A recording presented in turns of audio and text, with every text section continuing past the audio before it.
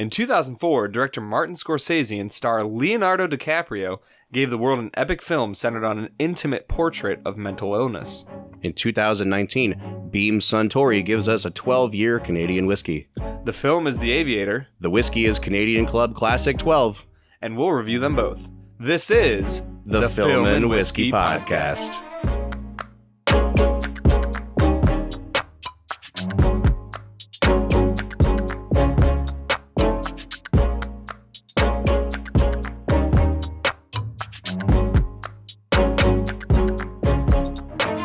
Welcome to the Film and Whiskey Podcast, where each week we review a classic movie and a glass of whiskey. I'm Bob Book. I'm Brad G. And this week we're looking at the 2004 film... The Aviator. Bradley. Robert. This is our second Martin Scorsese film. It is. The first one did not go over so well in your mind. But I still gave it an 8.5. You still... That was generous. I don't understand your scoring system. I remember, you also said, I hate everything about the Inglourious Bastards, and it's one of the best films I've ever seen. So I don't understand, what your metric is for... See, I think that there's a part of me that wants to be unbiased. Yeah. And that part of me comes out when I score it. But isn't the whole point of this podcast to be biased about what you like and what you don't like? Yeah, when I actually talk about the film, I'm very biased. That's because true. I didn't like Goodfellas. You didn't. I liked Inglourious Bastards well enough. There's parts of it that worked and parts of it that didn't work. So... it is what it is. Well, good thing that we've moved on. I will never move on from your score on Goodfellas, but we're moving on to The Aviator, Martin Scorsese's 2004 magnum opus about mental illness. See, magnum opus, I think, is a great use of words. I think this is his unsung masterpiece. I completely agree, and we're kind of already giving away what we think about it, but I don't think people have focused enough attention on this movie in Scorsese's catalog. It is... the level of detail he brings to it, the mastery of the way that he moves this movie forward, even as a 3-hour runtime. It's incredible. So do we want to just skip the entire podcast? Just give it scores now, summary and then go drink whiskey off air somewhere. Yeah. That sounds good. Okay. So, no, we can't do that. We have an obligation to our listeners, Bradley. All of them. All of them. So this movie came out in 2004, directed, of course, by Martin Scorsese. It stars Leonardo DiCaprio.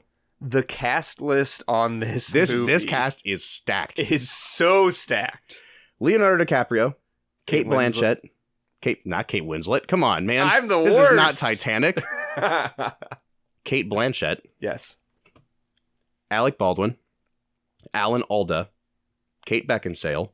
Who else did we see pop up in this movie? John C. Reilly. Adam Scott. Adam Wyatt. Scott felt like your little brother that you're like, hey, man, right. why don't you come do this movie with us? It's going to be the best thing you ever do. Jude Law pops up. Okay. Gwen Stefani's in it for some reason. There's one point where Adam Scott is sitting between Leonardo DiCaprio and Jude Law. And there's a small part of me that's like, oh, you're going to have to go hang out with, Leslie Knope for 17 years. You've peaked right now. You've peaked. Yeah, right. Yeah. So this movie was nominated for 11 Oscars. It won 5 of them. Okay, it won for supporting actress, Kate Blanchett. It won for cinematography. It won for best editing, art direction, and costume design, which means that it lost out on some of the bigger ones. It lost out on picture, director, actor, supporting actor, screenplay. So my question is, do we want to complain right now about Leo not winning the Oscar, or do we want to complain about that later? Let's complain about it later, because we could do a whole podcast. I think this is, to date, Leonardo DiCaprio's best performance. That is a bold... It is a bold statement. I mean, and he's young here. And I think that some of the choices that he makes, he wouldn't make now. Yeah. But overall, you're talking about a 3-hour film that he is in every scene of. He doesn't leave the screen. No, he doesn't. Yeah. And he anchors it. Your eyes are on him the entire film. It's incredible. So, as we talk about this movie, we are going to be sipping on some Canadian Club 12-year. We've already uncorked it. We'll give our review here in a little bit, but... decently impressed. I'm decently impressed. I'm less impressed than I am with the movie. Yes. But decently impressed is a good... Decently impressed. That's right. All right, so Brad, as we watched this movie, this was your first time seeing it. Yep. Surprise, surprise. Yep. Do we want to give a summary of it real quick? Yeah, why don't we just do a new segment on our podcast? The newest of all segments. Brad's thoughts.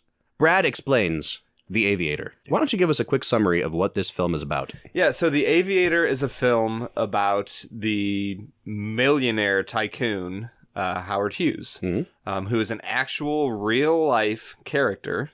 So this is a movie about a real person. You're off to a great start. Yeah, I'm doing great. So Howard Hughes was a son of it was a drill bit empire, right? Mm-hmm. So his parents had this drill bit empire in Texas. So he's kind of got this weird, little Texas drawl that, I don't know why I said weird. It wasn't weird. It was just a Texas drawl. Texas drawl. Sorry, everybody from Texas. So he has this Texas drawl. A lot of people think he's very unassuming and kind of think he's an idiot because of this Texas drawl. But he's actually a brilliant businessman who is very interested in two things. He's very interested in airplanes and aviation, and he's very interested in movies and filmmaking. Mm-hmm. And so he combines the two in this film in, what was it, like 33, 34? Yeah, I think it finally came out in like 31 maybe. I don't know. But he was making it while it was still silent film was the medium. Right. So it took them that, I think, 4 years or something to make this movie. It was insane. Yeah, so he made this film called Hell's Angels, and it was basically about World War I dogfights. So he had bought this massive air fleet. It was the largest private air fleet at the time, or so he claimed. And he made this movie, and this movie catapulted him into fame. And so while he had this film business, he also had an aviation business.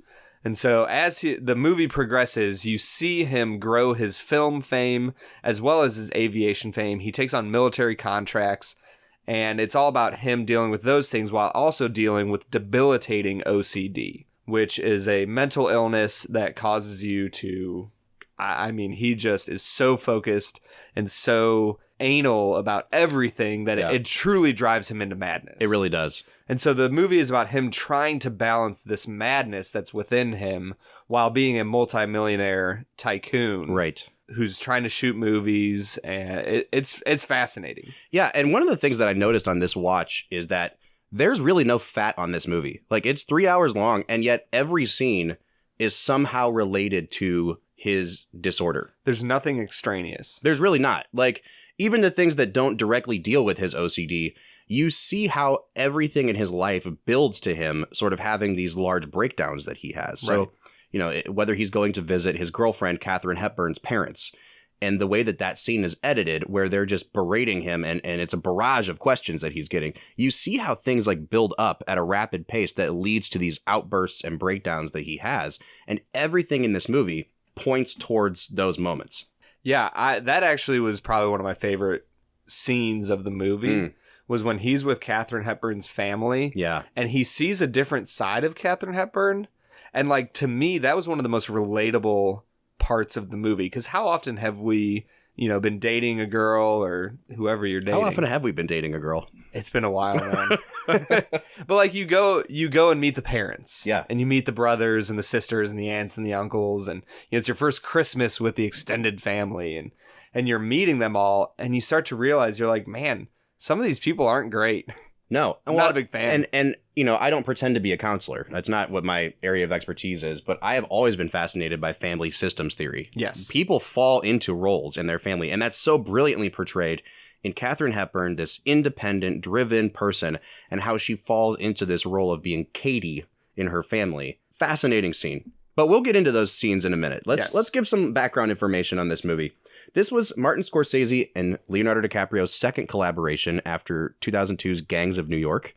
I've actually never seen Gangs of New York. Really? Huh. It's one that's always been on my radar. I want to watch it, but I've never gotten around to it. I'm just waiting for the day when I mention a movie and you're like, oh yeah, I've seen that one. See, the thing is, I've actually seen a lot of movies. Okay, Brad. Just not the ones that you talk about. That's true. I just happen to always dance around the ones you've seen. Yeah. So this movie had been in development for a long time. Actually, at one point, the Walt Disney Company was planning to make a Howard Hughes biopic with director Brian De Palma, who had made the first Mission Impossible, the original Carrie in the 70s. Really famous director. The star that he had in mind, this was back in like 97, Nicolas Cage. Oh, man. Nicolas Cage, in his own crazy way, would have been an amazing Howard Hughes. I was actually just thinking that. Not a Howard Hughes that's going to win an Oscar, but the Howard Hughes that becomes like a meme. But the thing is, Howard Hughes didn't win an Oscar, even with Leonardo DiCaprio. That's true. Playing him. So at the same time Disney was planning this with Nicolas Cage, Universal was trying to get in a Howard Hughes biopic. They wanted Johnny Depp to play Howard Hughes. Both of these fell through. In the early 2000s, the director Milos Forman, who had done One Flew Over the Cuckoo's Nest, Amadeus, Oscar-winning director, he was in talks to direct a film about Howard Hughes, and he wanted Edward Norton to play Howard Hughes. That would have been a fantastic movie. I would have loved to have seen Edward Norton. I like Ed Norton a lot as an actor. Yes. I hear he's very difficult to work with in real life, but yeah. And then add to all this, early in his career, Christopher Nolan was developing a Howard Hughes biopic. That fell through. After he finished The Dark Knight Rises in 2012, he picked up the idea again. And he wanted to focus it on Howard Hughes' elderly years, where he was basically living in a hotel like in Vegas and was just like had dementia and was falling apart. And he wanted Jim Carrey to play elderly Howard Hughes. That would have been phenomenal. And from what I hear, the rumor is that he's still developing this. We don't know if it's ever going to come to fruition or not, but I'm all for a Jim Carrey, Christopher Nolan, Howard Hughes film. Especially at this point in Jim Carrey's life where he can just do whatever films he wants. Yeah, absolutely. So this movie, though, the one that we actually got, Martin Scorsese directs it, and it only focuses on about 20 years in Howard Hughes' life. Which I was actually a little bit surprised by. I kind of expected the film to focus more on maybe the 30s. Yeah. But it really spanned a decent amount of his life. It did, but it also wasn't your standard biopic where it's like, you know, they show you overcoming something and then they show you getting old. Scorsese was actually really attracted to this movie because it only focused on the first 20 years of him dealing with this OCD. And he said he really liked the idea of portraying Howard Hughes when he was still young and he still had his whole future ahead of him and he was kind of ready to take the world by storm. Yeah. But we know at the same time that Howard Hughes was dealing with obsessive compulsive disorder. And the way that they have visually decided to portray OCD in this film, really, I mean, you know, we throw OCD around as kind of a joke in our society. Like, oh, I'm OCD about cleaning my house. No, you're not. Obsessive compulsive disorder is debilitating. Yes. And what did you think about the way that Scorsese tried to frame it visually? Did you pick up on things that he was trying to do that kind of tipped off when Howard was having a spell of OCD? Yeah, there was something about the movie that moved so smoothly that you almost missed him moving into an OCD spell until he was halfway through it. Like, and I think Leonardo is such a good actor that he's able to kind of shake it off and like pretend like it's not happening. Right. But all of a sudden you're about a minute into it and you go, oh my gosh, like he is about to break down. Yeah. And Leonardo just portrays that so perfectly, where he truly is this millionaire playboy and he's able to get away from the public before that persona cracks. He knows how to go hide himself when he needs to, at least at first. Yeah, at first. And eventually he realizes he can't do that anymore. And he locks himself inside of his own personal theater for 2, 3, 4 months. I don't even know what it was. Yeah. So DiCaprio and Scorsese did a lot of research in terms of how real people with OCD dealt with this issue. And so DiCaprio went to, I think, UCLA. He spoke to one of the leading experts on OCD, and then he met with people with the disorder. And he really focused on how some of them, when he was talking to them, they had this compulsive need to wash their hands multiple times a day. And that's actually what ended up inspiring the scenes of him going and scrubbing his hands super viciously, because he noticed that it wasn't just that they felt like they were dirty or covered with germs, but these people with OCD, it was kind of a thing that they fell into, a routine that they needed to do to kind of reset themselves. And it was a way of getting their stress out as well, that they would start kind of scratching themselves. And it's really interesting tick that he picked up on. Yeah. There's something about the bathroom scenes that kind of give clarity to the movie where the movie is fast paced in its own right. Yeah. He really moves through things quickly, but there's enough bathroom scenes that all of a sudden you're in the bathroom again and nothing else is going on. Yeah. You're not distracted by other people, by all the glitz and glamour of the 20s, and he's just washing his hands and he's stuck. But even in those moments, that's where Thelma Schoonmaker's editing comes in and is just incredible, because he's washing his hands and they cut to like the towel sitting there and they cut back to him. And then there's like a jump cut to him throwing the towel. And it's so fastly paced that you don't quite notice it at first, but it is stress inducing as a viewer to watch Howard get into this mindset that he's in. When the other guy, the gentleman in the bathroom, asks for a towel, the guy with crutches, and that scene just made me, it's so good, because you see a person with a physical disability meet somebody with a mental disability. Yeah. and both are frustrated with themselves. You know, I'm sure that the guy with crutches doesn't want to be asking another man, could you hand me that towel? Right. You know, so he's probably frustrated with himself. And then I assure you that Leonardo DiCaprio, Howard Hughes, is frustrated with himself for not being able to hand it. You can see the emotion pour off of Leonardo's face as he's just like, I want to hand this man a towel. I know that I should hand this man a towel. But if I do, I might die. Yeah. And then it really is a matter of life and death when you're facing this disorder. It's not that he's just like, no, I don't want to do this. It's that he physically can't bring himself to even reach over and hand him a towel because he's worried about the germs and he's worried about it throwing off the routine that he has to do to reset his memory and his mind. So Scorsese started working with the author of the script for this film really, really early on.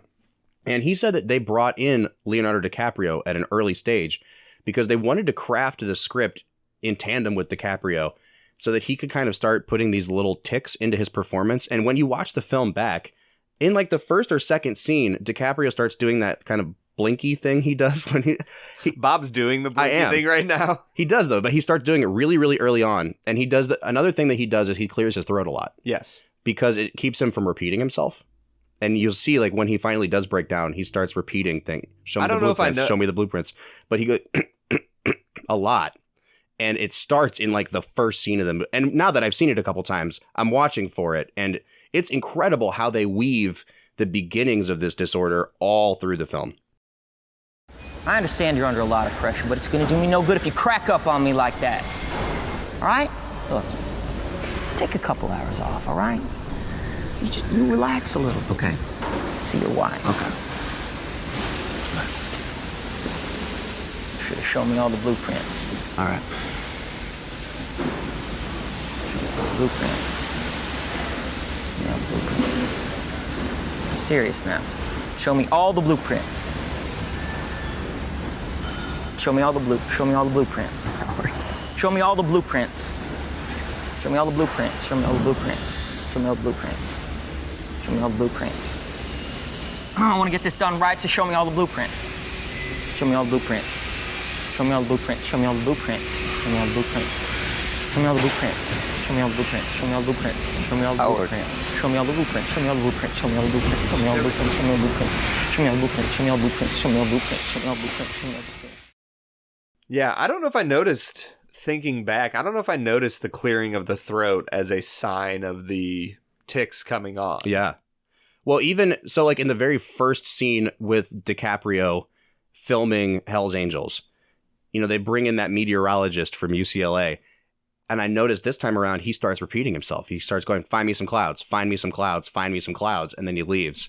And it doesn't seem like it's part of his disorder at this point, but it's sowing the seeds for it. I was going to say, at this point in the movie, he just sounds like a rich, spoiled millionaire who's only 21, 22, that this old man who probably has way more experience than him in everything in life, well, find me those clouds. And it really does come off in a good way of like, it sets the precedent that he's just a rich, spoiled playboy. Right. Give me those clouds. I want them now. But that's the thing that I love about this film is the rewatchability of it. And Scorsese has gotten better and better at this throughout his career. If you go back and watch a film like Shutter Island a second time, you see things you never saw the first time.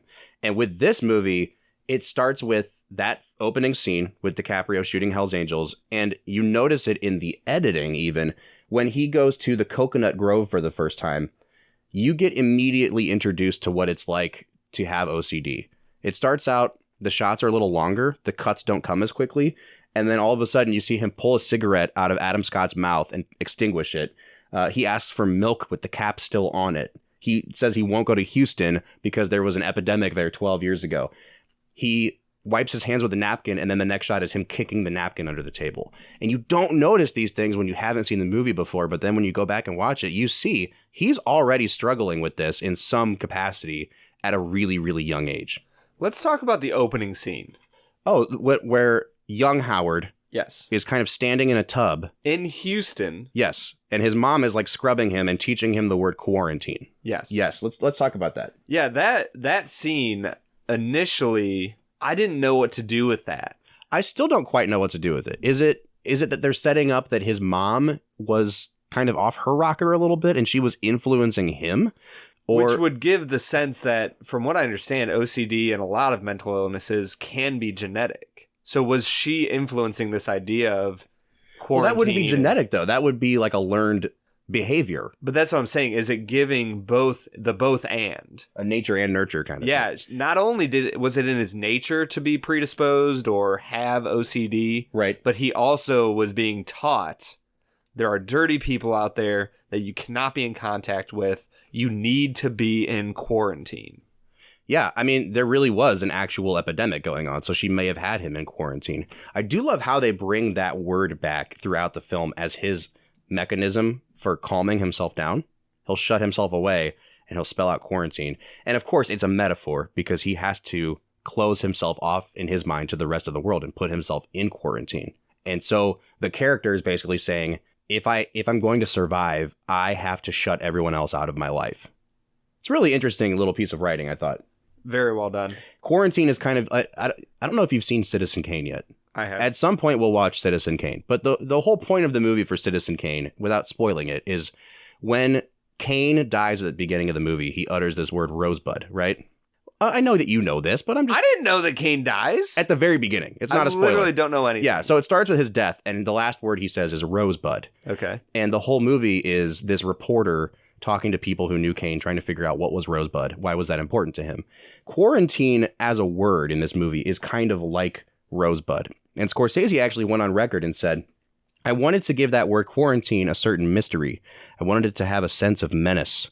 You feel like his mother is overprotective, but she probably had good reason to be.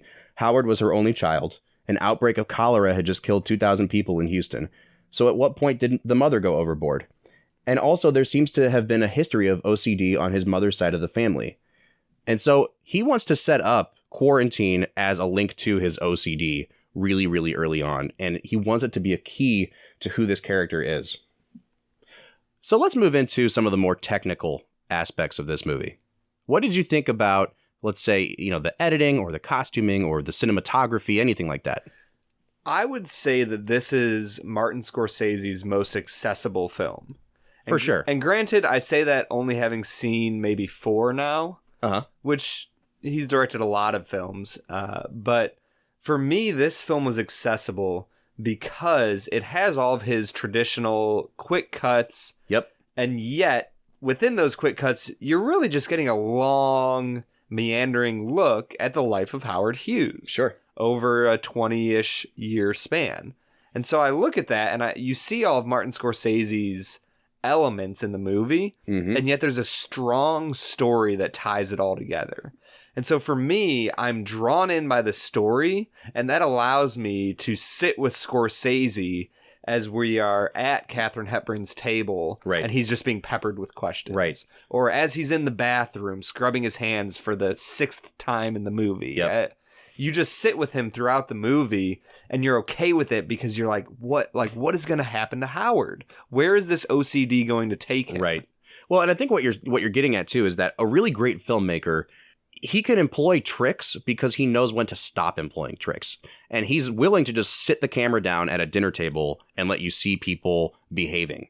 But then he also knows that when, DiCaprio's character, Howard Hughes, goes to the hearings, in the Senate hearings, you get these really fast pans, you get jump cuts, you get zooms. It's really fast paced and it's edited quickly.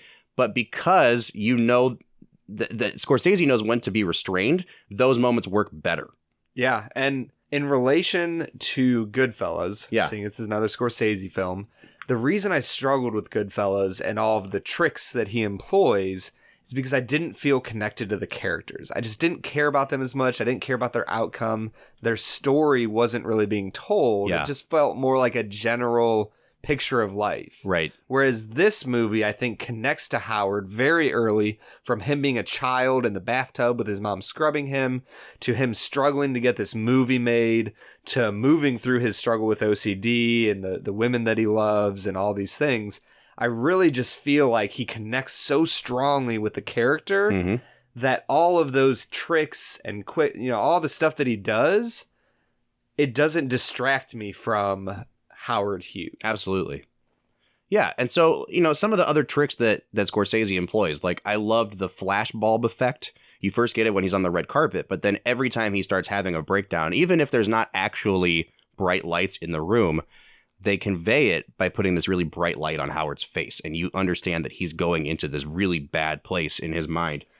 There's also this thing... Oh, go ahead. Which is one of the reasons why I absolutely love the Senate hearing scene. Oh, yeah. Is because they set you up the whole movie with bright lights equals Howard breaking down. And even if it's just a small breakdown of being rude to a reporter or something bigger, he always kind of has a breakdown when he's got all these bright lights and it kind of confuses him.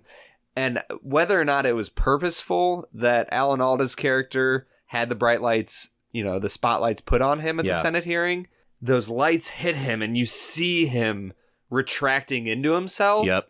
And so the emotional payoff of him being able to fight off those demons and deliver an perfect performance in front of Senate is such a great emotional payoff. They did this one thing that I really wanted to point out where it happens a couple times in the movie. It usually happens when Howard's like looking in a mirror. They fade the whole background out and then it's just like Howard and blackness around him. And being a movie musical nerd, there's a director, Morton DaCosta. He directed The Music Man, which is like one of my all-time favorites. It's a trick he used. And like I've never really seen it used anywhere else. And so it just shows you how Scorsese uses these really interesting little tricks that he's picked up as like a film historian. But he uses them to such good effect because he's using it to show how Howard really does feel isolated. It's not just a camera trick. It's conveying something. So Brad, one of the things that we were talking about was you had a really interesting question about the color in the movie, especially the first part of the movie. I was actually just thinking that. So literally at the start of the movie, usually when I watch these movies, I'll text Bob a little bit. We don't want to spoil what we're going to say on the podcast to each other, but I was like, why is everything that is supposed to be green this weird shade of blue? And the thing for me was I was wondering if that was some sort of sign of insanity or this is how Howard Hughes sees the world. And when he gets cured, he'll see everything in green. Yeah. I was kind of wondering that as I saw it. But even now, having seen the entire movie, I really don't know why he saw things in blue. So, and I didn't notice it too much until they got to the golf course. And then you're like, why is this golf? It looked like Boise State's football field. I was literally about to say the same thing. You're like, why, is there going to be a goose like flying down and splashing because it thinks it's water? So here's where Martin Scorsese's genius as a film historian comes in. Because it's for like the first 45 minutes of the movie. What he was doing was he was actually mimicking what a movie made in that time period would look like. So in the early 30s, when you finally get color footage, the way that they would replicate color is you would film on two different color strips. I think it was like a cyan and a magenta or whatever it was. And they would combine them and they would make color footage. The problem is with only two frames of reference, two colors being recorded, you can only make so many colors. The range of colors wasn't that great. So he was replicating that look in the early 30s. And then when you hit a certain point, I don't remember where it is. I think it's after Howard's crash into the beat field. Scorsese then moves to indicating what Technicolor looked like. And Technicolor actually recorded on 3 separate color strips that they combined into one master negative. And so the color scheme kind of grows and you can replicate more colors. But he was doing it just because he loves movies that much. And he was trying to show this is the kind of footage Howard Hughes would have been working with at the time. Yeah, that's fascinating to me because for me, growing up watching old movies, whenever the Technicolor logo would come on the screen at the start of the film, usually after they had done all the cast and director and all that, it just felt like this big moment of like, we made this film in Technicolor. Yeah. And so there's something about that is really cool. I would have never guessed that. Technicolor was really hard to film in because your camera, the camera takes in light and it records it onto a film strip. And it had to literally be synced up perfectly because it's recording onto 3 separate strips of film at the same time that were then taken, processed, and combined down into one negative. And so if anything was thrown off in that process, like your film looked terrible. And there's something about that it's so easy for us here in 2019 to just assume that things are done so easily. And there's something brilliant about Howard Hughes that he wasn't just an aviator or a filmmaker. He was the definition of an innovator. Right. And so even just looking at the process through which film was made, Like, you see the innovation of Martin Scorsese saying, I'm going to imitate this old style of filmmaking. Yep. And transition into, the Technicolor where you actually got greens. Yeah. And it represents more closely to what reality is all about. Because that's what film is all about, in a certain way, is representing reality and telling a story that we can, relate to and understand. So it's just really cool to me that Scorsese is able to capture that innovation in the movie that you also see in Howard Hughes in the way he made airplanes and movies at the time. Absolutely. Well, Brad, we have been sipping on this whiskey for a good solid half hour now. Let's give it a chat. Why don't we tell the people what we think of it?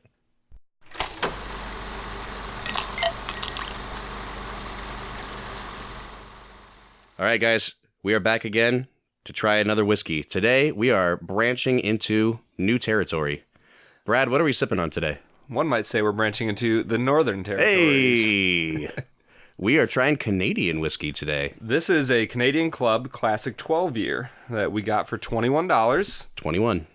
So the reason that you can get a 12-year whiskey for $21 is I think the whiskey community kind of frowns on Canadian whiskey because usually it's a blend of other people's whiskeys that they just kind of age in Canada. Huh. I guess it's supposed to have lots of rye in it. It's supposed to be aged for 3 years. This bad boy was aged for 12 years. 12 whole years. This is like this whiskey could be in the 6th grade right now. Yeah. So, Brad, what are you picking up on the nose of this Canadian Club 12-year?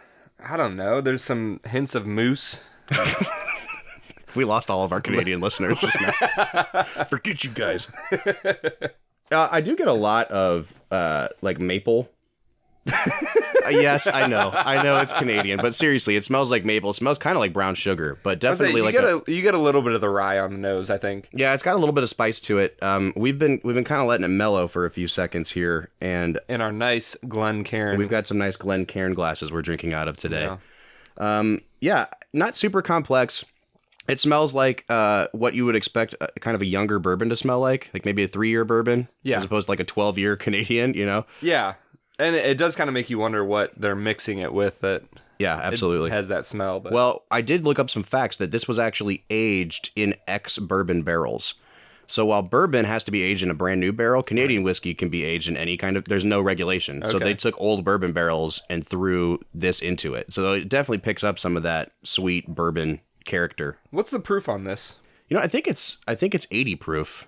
Okay. Should we check? We should probably check. We probably should check. Yeah, it's a solid 80 proof. Yeah.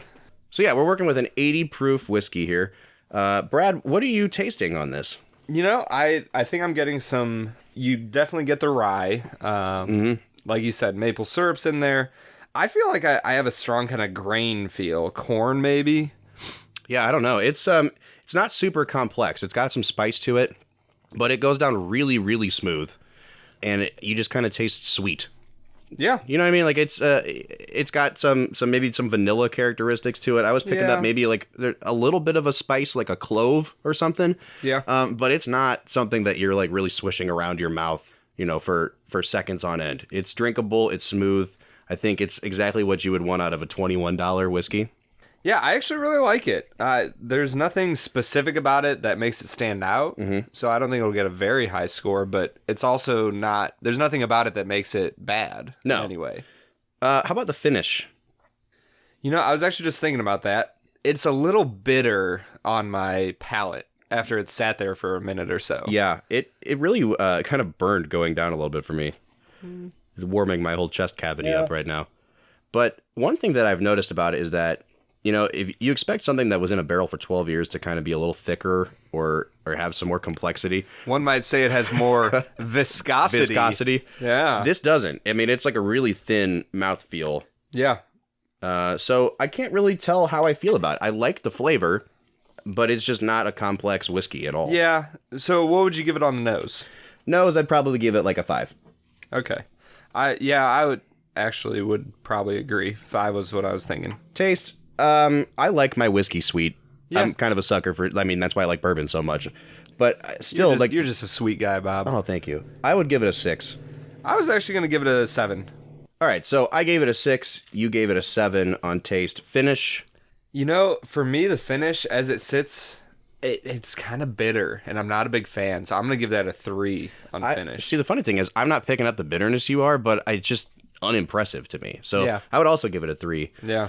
And then we get to overall balance, which is, you want it to not have one kind of thing that peaks or stands out too much. Like, you don't want it to hit the front of your mouth and then disappear. How do you feel about, from start to finish, the balance of this whiskey? It's a very well-balanced whiskey. It starts off smooth. It goes down smooth. Mm-hmm. Like you said, it's a little thin. Yeah. Thinner than what we've been drinking. So I would give it a 5. Yeah, this is where balance kind of...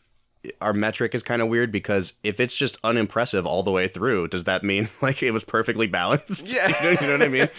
I would probably... This was a 1 in every category. Which means 10. 10 out of 10 on balance. I would also give it a 5. So let's tally up our scores here. I've got a 19 overall on this, Brad. You're sitting pretty at 20. a 20. So we're talking a 19.5. And I feel like maybe we're being a little critical because this was a good bottle of whiskey for $20. Honestly, you're not going to be able to get a 12-year aged whiskey for that price point and be able to kind of show it off to your friends. Yeah. If you've got friends that are kind of newer into whiskey, you're not going to give them a really smoky, peaty scotch. Right. You're going to give them something like this. Right. And I think it's enjoyable. Yeah, I would say that compared to other Canadian whiskeys I've had in the past, this gave me a favorable impression. I would definitely choose this over like a Crown Royal for sure. Yes. Yeah. That Crown... We'll probably review Crown at some point, and I might be tipping my hand, but I've never fully enjoyed Crown. Yeah. It's thin, doesn't have enough flavor, it kind of tastes like water. Yep. And so I would compare this very favorably. I would recommend it to somebody. I think I would recommend it as well, even though we've only scored it about halfway. It's definitely, from some of the other ones that we scored halfway, like your benchmarks, this is definitely better than benchmark. Yeah, this is something I could use for a mixer, but I could also drink on its own and be happy. Yep. All right, guys, so that has been Canadian Club Classic 12-year. Brad, what do you say we talk some more about the Aviator? The real question is, would Howard Hughes drink Canadian Club Classic 12-year? I think it is the way of the future. The way of the future. The way of the future. The way of the future. Let's get back into the Aviator.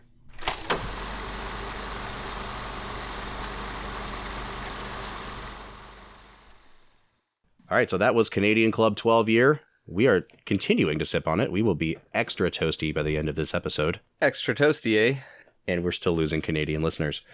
Brad, what do you... I think we should talk about some performances. We haven't really gotten into anybody except DiCaprio. And this movie, as we said, full of great performances. There's so many...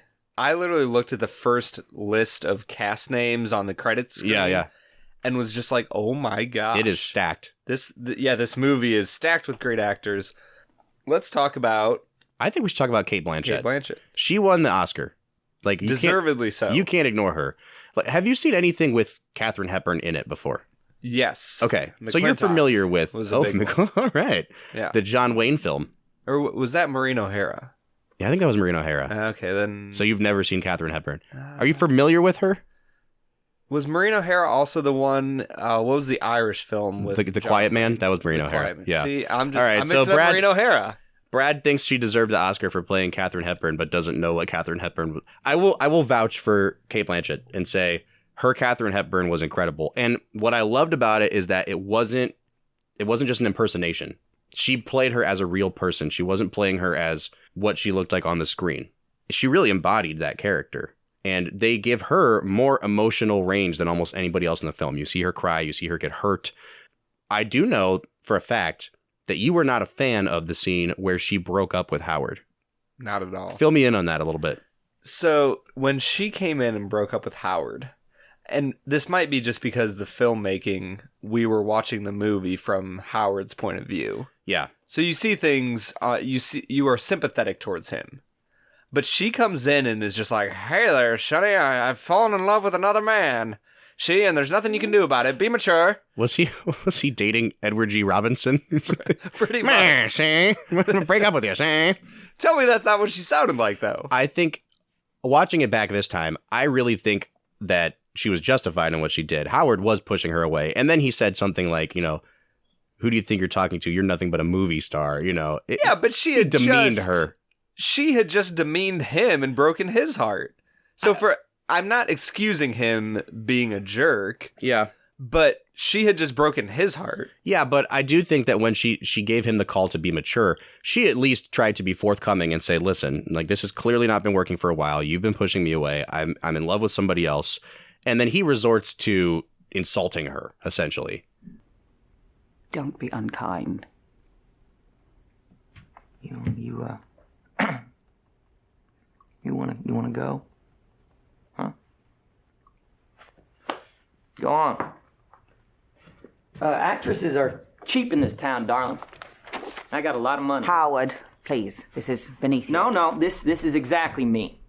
You come in here out of the blue and telling me you're leaving me just like that, and you have the nerve to expect graciousness? I expect a little maturity. I expect you to face the situation like an adult who... Don't talk down to me. Don't you ever talk down to me. You are a movie star. Nothing more. So I don't know. I was on Team Catherine in that moment. That moment just killed me a little bit because the big thing for me was I as soon as she said that, I flashed back to the moment where she told him, like, Howard, don't worry. I am on your team. I'm on your side. I'm for you. You're safe with me. Yeah. And then she came in and said... And breaks his heart. I get that. I'm in love with another man. Well, and as we all know, Katharine Hepburn had a decades-long affair with Spencer Tracy. They were one of the most famous Hollywood couples of all time. Spencer Tracy was married, a good Catholic. But what I loved about what they said with Howard, too, was that even after Katharine Hepburn, breaks his heart, he always loves her. And it's clear throughout the film that she was the love of his life. And she comes back after Howard has had his breakdown and has secluded himself in his screening room.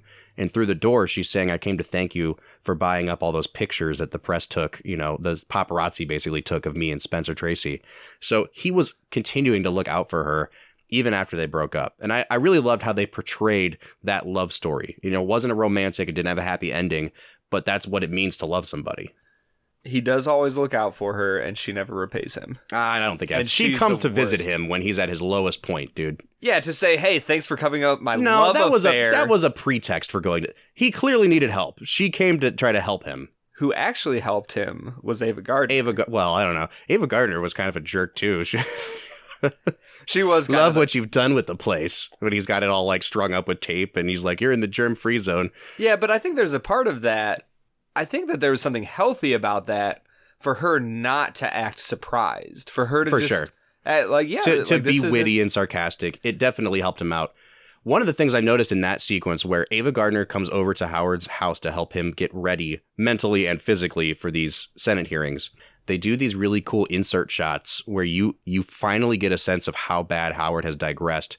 Like, she's helping him shave, and then they put the camera in the sink, and you see all the gross water with his facial hair, and you get this sense of, like, I understand why he doesn't want to touch that, why he thinks everything is laden with germs. Yeah. I will say the Ava Gardner scenes, I couldn't figure out why Ava Gardner was helping him. That was probably one of the few parts of the movie that I thought Scorsese didn't explain super well, was why did Ava Gardner like him? Was it just the fact that he was a millionaire and had lots of money? I don't know. What drew her to him that she was the one he called? I mean, the implication was that they both liked their independence because she seemed to be fine with him kind of screwing around on her too. And she was doing the same thing to him. So I don't know if it was just kind of like a mutual, they used each other, but they still cared for each other. They didn't love each other. Genuine friends with genuine benefits? I guess so. They definitely had genuine benefits. Speaking of genuine benefits, I want to talk about probably my favorite scene in the movie, and it's a small scene, but it's the scene where Howard first takes Katharine Hepburn flying. If we actually had a sponsor for this podcast, that was like a perfect segue. Speaking of genuine benefits, I want to talk to you about Clorox wipes. 0% financing on Club. All right. No, but the scene where he takes Katharine Hepburn flying for the first time. Yeah. Because you really get everything that you need from this movie is in that scene. You get his love for aviation. He's teaching her what it's like to feel the vibration through the steering wheel. And it gets very sensual because he's talking about use your fingertips, things like that. But then you also, seriously, you also see that he's wrapped the steering wheel in cellophane because he doesn't want to get dirty. But then he has this beautiful moment of sharing that wheel with her and not caring what's on her hands. And then he gives her a sip out of his bottle of milk. Like, it demonstrates the level of trust Howard has in Katharine Hepburn that he never shares with anyone the rest of the movie. Because she breaks his heart. She breaks his... What was your favorite scene in the movie, Brad? My favorite scene in the movie was probably the Senate hearing. That whole sequence? The Senate hearing honestly, from the Senate hearing to the end. I know that that's multiple scenes. Right. But there's something about from the Senate hearing on that you get the emotional payoff that you need from him just, devolving into this OCD mess, peeing in milk bottles, lined up against the wall of his thing. Yeah. To me, that was the grossest thing. Oh, for sure. When there's like 200 milk bottles full of his own urine. And that was what a great pull back from the camera to you just see and it doesn't exist in a real space. There's never going to be a room that big to hold that many milk bottles, but if there was, Howard Hughes would own that room. And he would have filled it with pee. Yeah. There was something that was one of the first times. So obviously film can only hit us in two senses, right? The things you see and the things you hear. Sure. That scene, I could almost smell how bad that room smelled. Oh, yeah. As you see the bottles fill up, Yep. you just... And partially that might be because I've worked in hospitals before and I've smelt a lot of really bad things. Sure. But I could almost smell how bad that room smelled. And that, I don't know why, but that was a moment for me where I was just like, oh, Scorsese. Yeah. What are you doing? He really went there, man, didn't he? Yeah, it was horrible. But for me, the scenes, the emotional payoff of him dealing with the bright lights and all of the people watching him and the massive crowd that he can't control. Yeah. Which is the essence of OCD is I have to control everything. Yeah.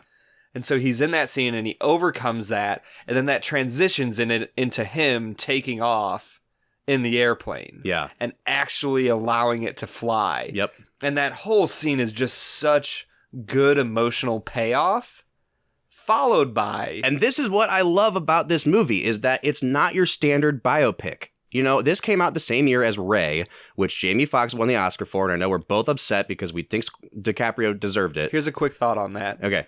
Katharine Hepburn won Best Supporting Actress. Yes. For her portrayal of a very eccentric, unique person. Yeah. Jamie Foxx won. And I would still say that Cate Blanchett's performance is better than Jamie Foxx's. Jamie Foxx did an amazing Ray Charles impression. I don't think Cate Blanchett was doing an impression. You know what I mean? She had the voice, but she lived in that character. Yeah. Anyway, all that to say, if you watch Ray, it is your standard lifetime. It ends with him at this triumphant moment where the state of Georgia says we're going to bring on Georgia on My Mind is our state song. And it's Ray Charles up on the podium looking so happy. And then it fades out and you get this great emotional send off. Scorsese's not going to allow us to do that. You get the payoff of the Senate hearings. He finally has his little victory over the government and over Juan Tripp. And then you get the payoff of the plane flying. But then Scorsese reminds us this is not where the story ends with Howard Hughes. He has a very sad end to his life. And he's, like you said, he's still dealing with this. Yeah. What did you think of the ending? The ending was so good for me. And I know that I feel like a lot of people would take it as a dark ending that, well, yeah, he had these great moments, but he's still addicted, or not addicted. He still has OCD, and he's still going to struggle with it, and his life is still going to suck. For me, I was almost encouraged by the ending. To me, it felt like a hopeful ending, because the largest part of his falling into OCD is that he didn't have anybody to help him with it. Yeah. Because she left him. Broke his heart. Right, yeah. Right. And so... But the cool thing here was you saw the two people in his life, John C. Reilly and not Adam Scott, his main engineer that helps him build the planes. Odie, I think his name was. Yeah, Odie. Who was great, by the way. Unsung hero of the film. So many great performances by third-level actors Absolutely. In the movie. But you saw John C. Reilly and his main engineer, Odie, take him to the bathroom, kind of shelter him from the storm that would ensue if he was found out. Mm-hmm. And say, hey, we're going to find him help. We're going to get a doctor. So to me, it was almost a hopeful ending of like, yes, this is reality. OCD doesn't just go away when you beat the government or fly your airplane. He still is going to struggle with it, but maybe he has a team around him that's starting to see that for what it is, and they want to help him through it. I think that's a really optimistic way of reading the ending. I didn't read it that way. I saw it as... when he's having his breakdowns and he's always repeating, the way of the future, the last shot of the movie is him in the mirror, and he's not really repeating it compulsively. He's repeating it with these like really emotional pauses in between, and he's like telling himself the way of the future. To me, it said that he always had his eye on the horizon. He was always looking to like what he could innovate, what he could do new. And instead of building these amazing planes and changing the course of history, his future is being stuck in this rut, and it's always going to continue to repeat itself. That's how I read the ending. So I did see it more as kind of a tragic ending than you did. But that's the beauty of what Scorsese's doing, is he leaves it open to interpretation. That's really depressing, Bob. It is super depressing, but it was good. Way to make all of our listeners really sad. Well, you know, I do what I can. Yeah. Brad, any final thoughts on The Aviator? 10 out of 10. 10 out of 10. Wow. My absolute first. And the thing for me is I don't want to give 10s out of 10. Yeah. I really genuinely don't. 9.5 is usually the highest I would go. This movie was so good. It's a good movie. Like, Leonardo and Cate Blanchett's performances were, over the top phenomenal. Yeah. Scorsese, his use of filmography, his use of the cuts that he uses, just brilliant. The music, we didn't even talk about the music in the movie. No. The music helps the movie flow so smoothly from scene to scene. This is phenomenal. 10 out of 10. I absolutely loved it. I'd give it, I don't know if I want to give it a 9 or a 9.5. It's better. 9.3333 repeating. If you've seen The Aviator, I encourage you to go back and watch it again and look at it as the masterpiece that it is, because it is Scorsese's unsung masterpiece. It should be ranked up there, in my opinion, with Goodfellas, with Taxi Driver, with Raging Bull, with The Departed. It is phenomenal. And because of that, I'm going to go out and say, you know what? 9.5. Yeah. 9.5 for me, 10 for Brad. But what do you think? Let us know your thoughts. Hop on Twitter, tweet at us at Film Whiskey, or you know what you can do? You can give us a call, and we will throw your voice on the air with the sultry sounds of our own. Ooh. Give us a call at 216-800-5923. Once again, that's 216-800-5923. We will be back next week reviewing the 1959 Billy Wilder classic, Some Like It Hot. For the Film and Whiskey Podcast, I'm Bob Book. I'm Brad G. We'll see you next time.